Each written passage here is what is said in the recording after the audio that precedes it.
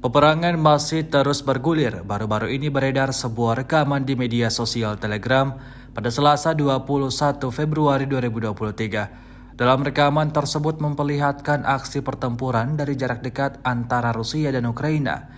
Deretan tank Rusia bergerak maju ke area hutan, tepatnya pada posisi militan Ukraina berada. Terlihat jelas dalam rekaman sebagian prajurit Rusia turun dari tank dan menyerbu posisi target. Aksi saling tembak tak terhindarkan. Ledakan terus terjadi, kepulan asap tebal memenuhi posisi target. Hingga video ini beredar, beragam komentar dituliskan warganet.